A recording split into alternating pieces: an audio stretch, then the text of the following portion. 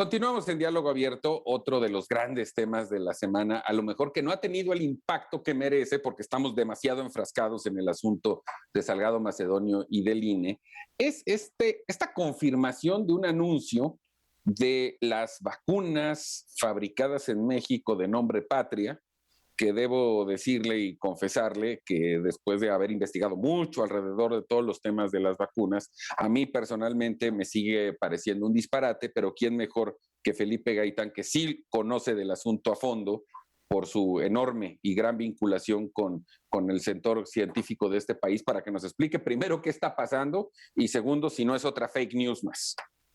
Fíjate, Memo, la semana vimos un anuncio que fue espectacular. Desde Palacio Nacional dijeron, ya tenemos una vacuna 100% mexicana, es desarrollada por científicos mexicanos y se va a llamar Patria. Entonces, y esto llamó mucho la atención porque una de las tendencias del gobierno fue la austeridad, y la austeridad científica también se le da. Es decir, empezó a recortar a centros de investigación, empezó a recortar apoyos a investigadores, empezó a hacer una serie de recortes por todos lados y que siguen todavía.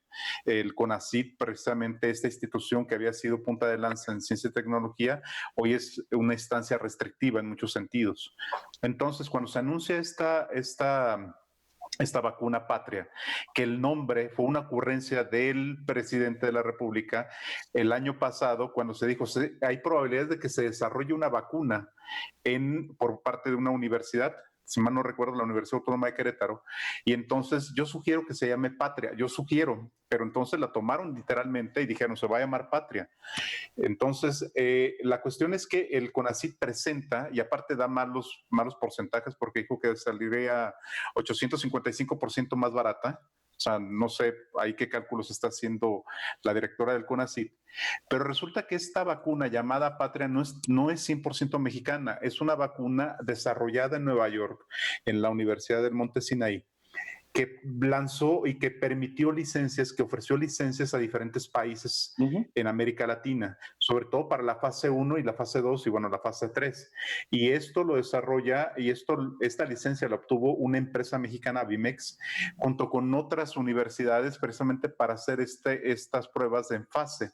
Entonces, no es una vacuna 100% mexicana, es una licencia para el uso mexicano. Y entonces, recuerdo cuando había estas producciones de autos en el mundo que llegaban a México y le ponían el nombre particular, pero era una producción mundial. Entonces, en ese sentido, no hay una vacuna mexicana, lo que hay es una licencia para México en el desarrollo de esta vacuna. Entonces, el CONACYT después en un comunicado aclara esto, pero en la opinión pública se quedó la idea de que los mexicanos, los científicos mexicanos, y que hay capacidad para eso y para más, siempre y cuando les des apoyo. Pero si no le das apoyo, ¿cómo lo vas a poder desarrollar? Tiempo y dinero. Y sí, tiempo y dinero, y sobre todo hemos visto estas fake de alguna manera que se repiten. Cuando el año pasado dijeron, ya no vamos a depender, vamos a generar nuestros propios ventiladores, y habían prometido una cantidad y nunca los entregaron 2 o 3 que ni siquiera eran de manufactura 100% mexicana. Entonces, lo que vemos es estos anuncios que intentan como ser efectistas en la opinión pública, pero cuando te voy a interrumpir un momento, escenografía. En el tema de los ventiladores, y aquí entrevisté a un empresario, a Kurt Nissen, que él con recursos propios ya los había fabricado y no le querían dar el permiso en COFEPRIS. O sea, aparte de la incapacidad del Estado para hacerlos, cuando alguien lo hace, no les dan el permiso. En fin. Pero cuando hay que hacer el anuncio, mediáticamente lo hacen y se cuelgan en todos los sentidos. Entonces, no hay una vacuna y lo dejamos pasar porque en este caso mucha gente dijo, tenemos una vacuna Patria. En realidad es una licencia nada más. O sea, para hacer la analogía, y lo decías, en la fabricación de vehículos hay una marca central que puede estar en Alemania, en Estados Unidos, y que al vehículo o al modelo le ponen un nombre en México, un nombre en Argentina, un nombre en Brasil. Exactamente. Así de sencillo. Rodrigo. Así. Se me hace una historia, bueno, como para historietas, ¿no? O sea, esta sí y además la han vendido tan bien que ya estoy a punto de ver ¿cómo se llama? A la persona con la bandera de México enrollada y gritando y Patria y demás. La venta va a estar muy buena, pero es toda una historia, ¿eh? Eso es lo increíble.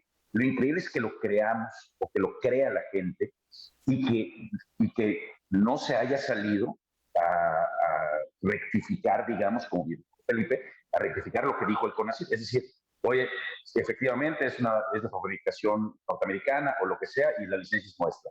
Y hombre, no tiene nada de malo, al contrario, sería algo normal.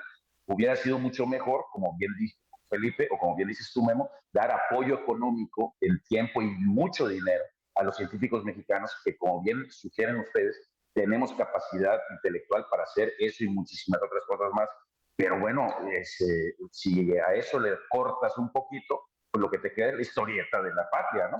Que además, y eso es lo que me preocupa y que es lo más grave, seguimos sin autorizarle el COFEPRIS a una vacuna como la de Moderna que tiene el 90 y tantos % de efectividad.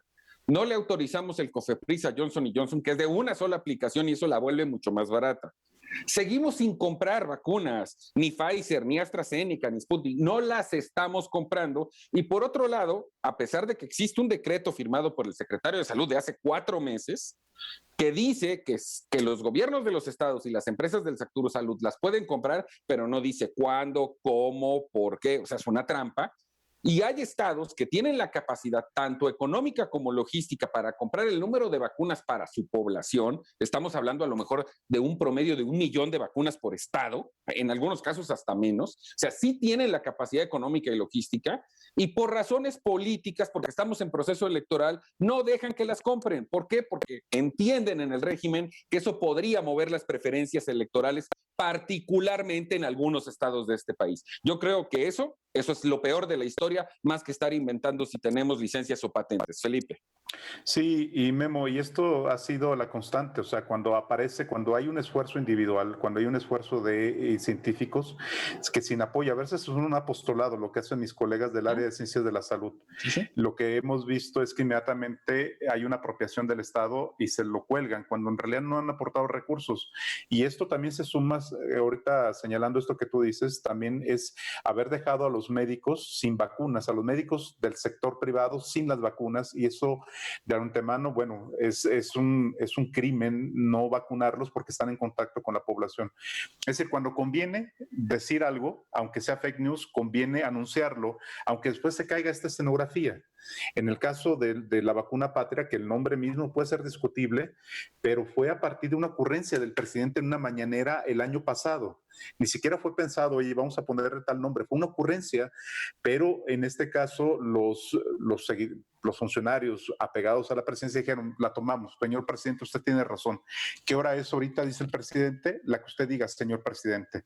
Entonces, para mucha gente le puede gustar la idea de patria o no patria, pero es una ocurrencia, pero sobre todo esta parte, la información clara de decir, no es un desarrollo 100% mexicano, es una licencia para hacer las pruebas en 100 individuos en México, sobre todo en la Ciudad de México, en la primera fase. Sí, o sea, estamos hablando todavía de un periodo de prueba, ni siquiera las puedes anunciar. Comentario final, Rodrigo. Ya, yo creo que en este caso lo que se puede hacer es seguir señalando esos fake news y desenmascararlas, porque no podemos permitir tampoco que la gente crea este tipo de cosas. Sí, definitivamente. Sí, adelante, Felipe, 1 minuto. No, y decir, bueno, que al final de cuentas, cuando esta idea hace urgente y patente el tema de inversión en ciencia y tecnología, no se puede tener una austeridad científica. Es decir, no hablo solamente de un campo en particular, de todos los campos de la ciencia, porque lo que vamos a tener es un retroceso y una generación perdida de jóvenes que están formándose en las universidades porque se han recortado becas, se han recortado cátedras, se han recortado una serie de cosas, se han recortado recursos a laboratorios y se les pide que desarrollen algo, pero sin los elementos. Entonces, reitero, esto más bien es un apostolado. Si de por sí el trabajo científico no es bien remunerado y no es reconocido del todo, con estos recortes todavía más. ¿Y en qué momento? O sea, a la mitad de una pandemia atípica, histórica, etcétera, etcétera. Bueno, les agradezco mucho a los dos, como todos los sábados, hasta la calurosísima Mérida, Rodrigo Menéndez, a Felipe Gaitán. Antes de despedirse, nada de pronósticos, porque hoy la máquina celeste del Cruz Azul, no sé cómo continuará en el superliderato. Rodrigo. Te agradezco mucho, Memo, a Felipe, que me hayan invitado. Y bueno, definitivamente voy a América y Vamos a ver, Memo, qué vas a dar si pierden. Vergüenza. Oye. Vergüenza, pena. Bueno, el glorioso Atlas empató a 0, entonces parece ser que estará en la liguilla, Felipe. Sí, oye, pero son esperanzas, digamos, es fuego fatuo, porque cuando llegamos a la liguilla nos caemos, entonces yo no tengo nada que decir de tu Cruz Azul, precisamente porque yo lo voy al Atlas y llevamos todavía más tiempo sin ganar un campeonato que el Cruz Azul. Los últimos seremos los primeros. Efectivamente. Un saludo, Rodrigo, Memo. Un abrazo fuerte a ambos. Los veo aquí el próximo sábado. Yo voy a un corte, no tardamos nada. Volvemos de inmediato aquí a Diálogo Abierto.